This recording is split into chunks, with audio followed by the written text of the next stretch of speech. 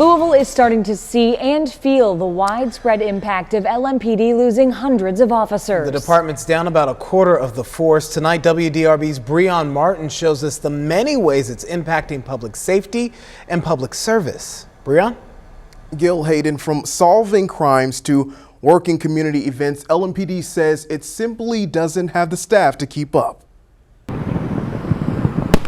The Kentucky Derby Festival is 2 weeks of partying for a 2-minute race. More than 70 events highlighted by fireworks, an air show, and a parade down Broadway. We'll be working with LMPD and Metro services and agencies for our events in 2022, and that includes Thunder Over Louisville, the Mini Marathon, and the Pegasus Parade. But news came Friday that LMPD would no longer provide security for most special events in the city. Large shows like Thunder and Derby are okay, but KDF's smaller events may need to look elsewhere if security is needed. The only events that we really utilize Metro resources for on a large scale are those events. We've tried over those years to reduce our dependence on them. It's another impact of the shortage of LMPD officers, one that Louisville feels in many ways. So we'll give them security footage for all of the cases, names, phone numbers. We are a cell phone repair shop, so a lot of times customers will bring us their own devices. Earlier this week, we talked to Vincent Geoffrey, owner of CPR Cell Phone Repair.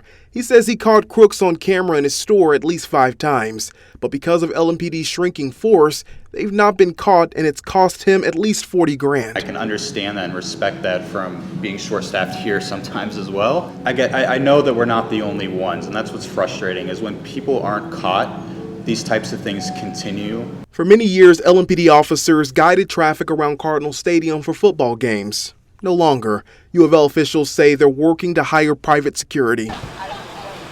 And then there's the murder rate. More than 100 people killed in the city so far this year. Less than half the cases solved. It all comes back to the shortage. 250 officers less than LMPD needs to do the job.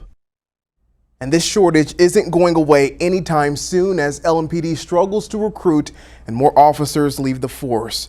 The union says a recent training class had more than 50 officers and there were 15 people in it. Traditionally, the city only has 2 LMPD recruit classes per year. Breon Martin, WDRB News.